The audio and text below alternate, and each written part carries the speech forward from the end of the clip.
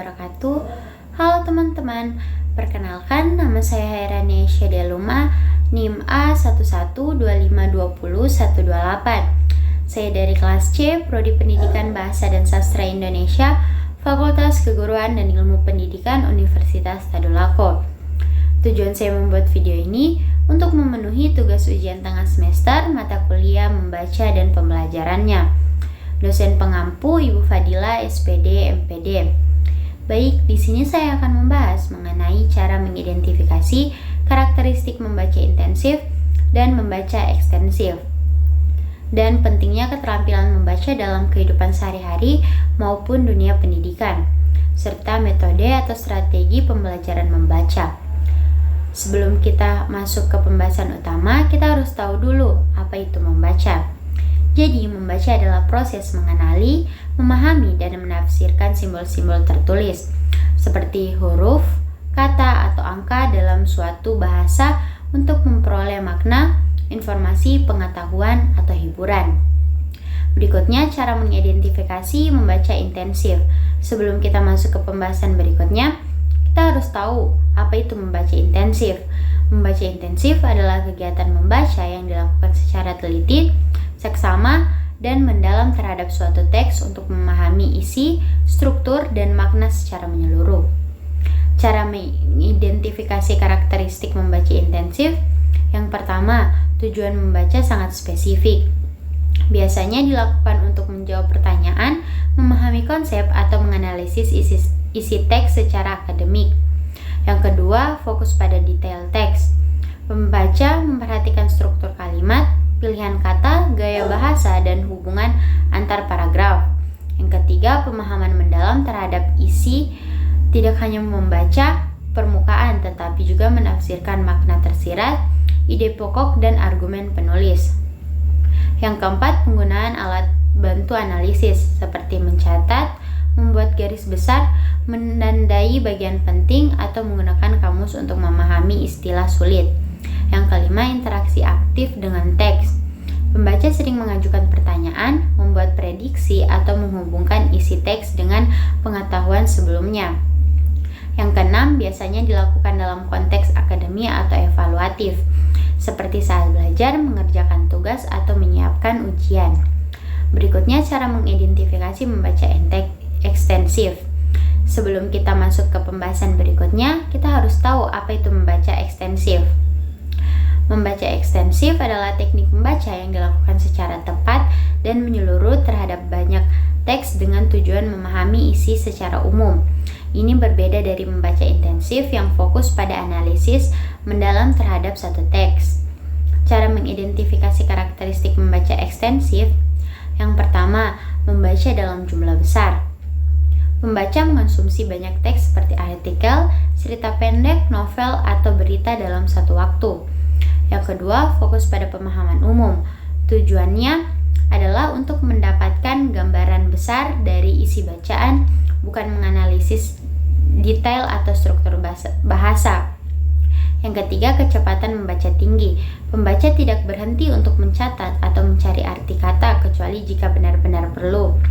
Yang keempat, topik dan jenis bacaan bervariasi.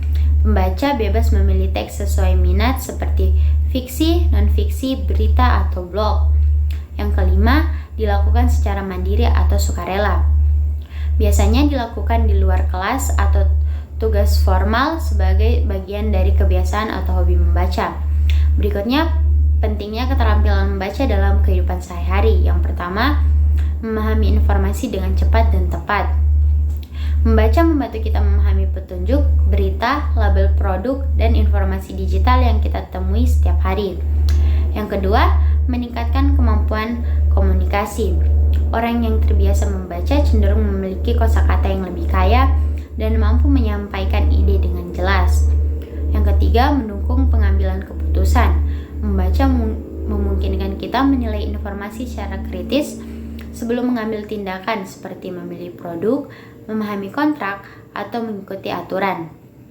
Yang keempat, membentuk kebiasaan berpikir reflektif dan terbuka.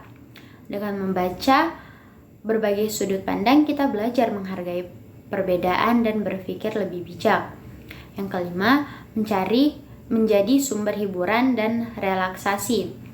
Contohnya, buku, cerita, dan artikel bisa menjadi cara menyenangkan untuk melepas stres dan memperluas wawasan. Berikutnya, pentingnya keterampilan membaca dalam dunia pendidikan. Yang pertama, dasar dari semua proses belajar. Membaca adalah keterampilan utama yang digunakan untuk memahami materi, pelajaran, buku, teks, dan soal ujian. Yang kedua, meningkatkan prestasi akademik.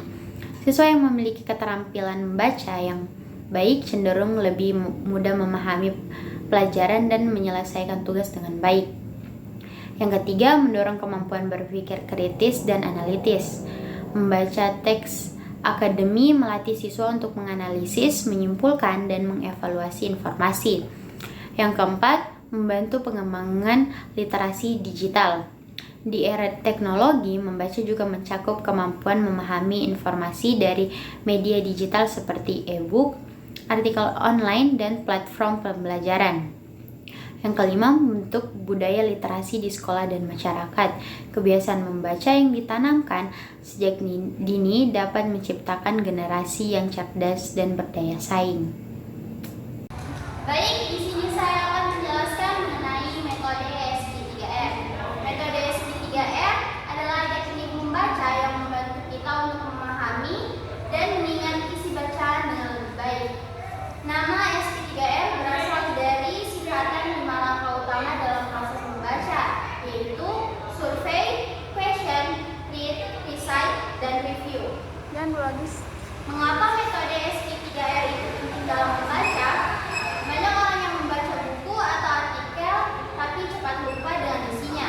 SP3R dapat membantu kita untuk fokus saat membaca, menyerap informasi lebih dalam, mengingat isi bacaan lebih lama, dan cocok untuk belajar mandiri atau saat membaca buku pelajaran.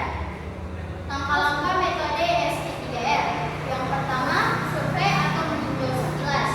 Sebelum membaca, kita perlu melihat-lihat dulu isi bacaan dengan cara baca judul dan subjudul, lihat gambar, grafik, tabel, atau poin-poin penting, baca ringkasan atau paragraf pertama dan terakhir.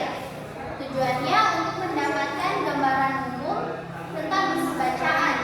Ini seperti melihat peta sebelum memulai perjalanan. Yang kedua, question atau bertanya.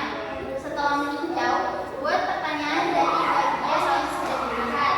Misalnya, apa yang akan dibahas di bab ini, mengapa topik ini penting, dan apa manfaat dari informasi ini. Tujuannya untuk membuat kita penasaran dan aktif mencari jawaban saat membaca. Yang ketiga, read atau membaca dengan tujuan. Sekarang saatnya membaca dengan fokus, jangan asal baca, tapi cari jawaban dari pertanyaan yang sudah dibuat, seperti tandai bagian penting, catat poin-poin utama, dan jangan terburu-buru. Tujuannya untuk memahami isi bacaan